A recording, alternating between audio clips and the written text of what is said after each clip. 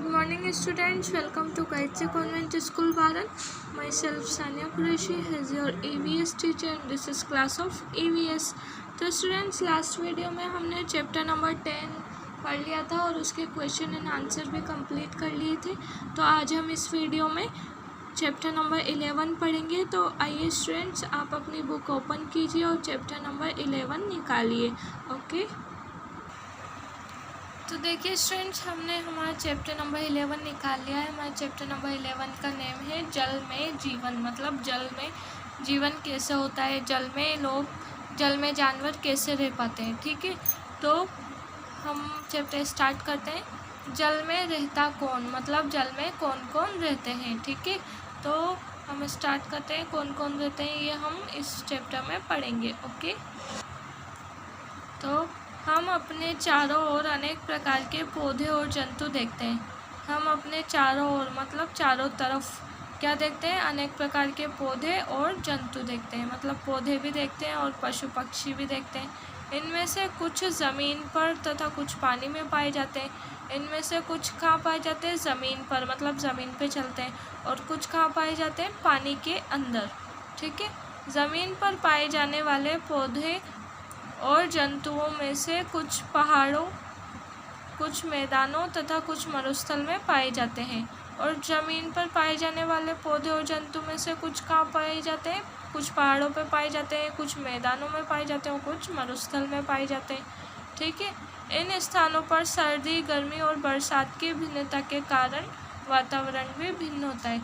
मतलब इन स्थानों पर सर्दी, गर्मी और बरसात में भिन्नता, मतलब सर्दी भी एक जगह, मतलब सर्दी सभी जगह समान नहीं पड़ती, मतलब सभी जगह सर्दी नहीं होगी, कहीं सर्दी कम होगी, कहीं सर्दी ज़्यादा होगी। और गर्मी भी क्या होगी, कहीं गर्मी कम होगी और कहीं गर्मी ज़्यादा होगी। और बरसात क्या होगी, बरसात कहीं कम, कहीं ज़्यादा, कहीं होती नहीं है। ठीक है, तो वातावरण अगर भिन्न होगा उसके हिसाब से क्या होंगे, पौधे और जंतु भी भिन्न होंगे। मतलब अगर वातावरण के अनुसार पौधे और जंतु पाए जाते हैं। ठीक है, तो देखिए स्टूडेंट्स ये क्या है, जलीय जंतु और पौधे। ये क्या है, मगरमच्छ, ये मछली, ये है लोटस मतलब कमल का फूल, और ये है कछुआ। आपने पानी में कौन कौन से जीवों को रहते देखा है। आपने चारों को ही देखा होगा, मतलब ये तीनों तो जीव है और ये पौधा है। ठीक है, मतलब फूल है। तो किस किस को देखा है आपने, मछली को और मगरमच्छ और कछुआ। ठीक है, ये जलीय जंतु है, मतलब जल में रहते हैं। और ये तो ज़मीन पे भी रहता है। ठीक है, और ये भी ज़मीन पे आता है, बस ये ज़मीन पे नहीं आती। क्यों, क्योंकि इसके लिए तो जल ही जीवन है। ठीक है, तो चित्र में कौन कौन से जंतु दिख रहे हैं, कौन कौन से दिख रहे हैं, मछली, मगरमच्छ और कछुआ। इनमें से कौन कौन से जंतु सिर्फ पानी के अंदर रहते हैं, कौन से रहते हैं पानी के अंदर, सिर्फ मछली। और कौन से पानी और ज़मीन दोनों पर रहते हैं, मगरमच्छ और कछुआ दोनों पर रहता है। ठीक है, अब हम पढ़ेंगे जल में रहते कैसे, मतलब जल में कैसे रह पाते हैं। ठीक है, प्रत्येक पौधे और जंतु की बनावट एवं कार्य में उसके वातावरण का प्रभाव स्पष्ट दिखाई देता है। मतलब हर पौधे और जंतु की जो बनावट और कार्य है उसके वातावरण का प्रभाव स्पष्ट दिखता है। मतलब अगर मछली की बनावट ऐसी की गई है कि वो ज़मीन पे नहीं रह सकती। ठीक है, और उसका कार्य भी कहाँ है, जल के अंदर ही है। तो स्पष्ट दिख रहा है हमें कि वो किस में रह सकती है, जल में ही रह सकती है। अगर हम उसे बाहर लाएंगे तो वो मर जाएगी। ठीक है, पौधे और जंतु अपनी शारीरिक विशेषताओं के कारण ही विशेष प्रकार के वातावरण में रहने योग्य हो पाते हैं। ठीक है, तो पौधे और जंतु अपनी शारीरिक विशेषताओं के कारण ही कहाँ पाए जाते हैं, विशेष प्रकार के वातावरण में रहने योग्य हो पाते हैं।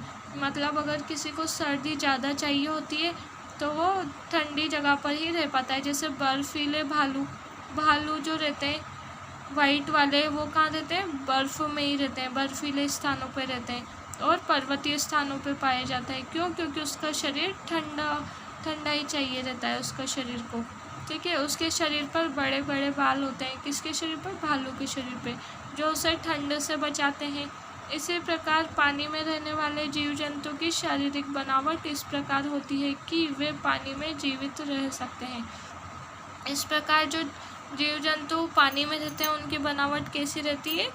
इस प्रकार रहती है कि वो पानी में जीवित रह सकते हैं। आपने देखा होगा कि पानी में ज़्यादा देर खेलने या काम करने पर हमारी उंगलियों में सलवटें पड़ जाती है। आपने देखा ही होगा कि हम अगर ज़्यादा देर पानी में काम कर लेते हैं या खेल लेते हैं, नहा लेते हैं, तो क्या होता है हमारे शरीर में, मतलब हमारी उंगलियां सलवटें पड़ जाती है, मतलब रूखी सूखी हो जाती है, गल जाती है। जबकि जलीय पौधे और जीवों में ऐसा नहीं होता है। ठीक है, क्यों? क्योंकि वो तो जल के लिए ही बनाए गए हैं और हम किसके लिए बनाए गए हैं? ज़मीन के लिए। ठीक है,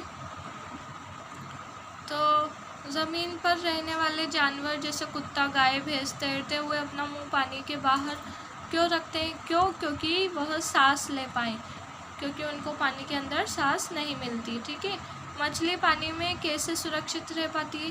क्योंकि मछली को पानी के अंदर सांस मिलती है और मछली को पानी ही चाहिए रहता है तैरने के लिए। ठीक है, इनका आकार किसके जैसा होता है? ऐसा होता है इनका आकार। ठीक है, अब तैरने के लिए इसके शरीर पर कौन से अंग पाए जाते हैं? ये पंख पाए जाते हैं, इससे ये तैर पाती है। ठीक है, अब आपको क्या करना है? मछली का चित्र बनाना है। आपकी बुक में सबसे पहले ये चैप्टर डालना है, चैप्टर का नेम, और उसके बाद मछली का चित्र बनाना है। ठीक है, फिर उसके बाद क्वेश्चन एंड आंसर स्टार्ट करने हैं आपको। लेकिन ये अभी चैप्टर बाकी है तो मैं क्वेश्चन एंड आंसर कराऊंगी, उससे पहले आपको मछली की ड्राइंग करना है आपकी बुक में। ठीक है, ओके, तो ये वीडियो हमारी फिनिश होती है। Okay, goodbye, take care.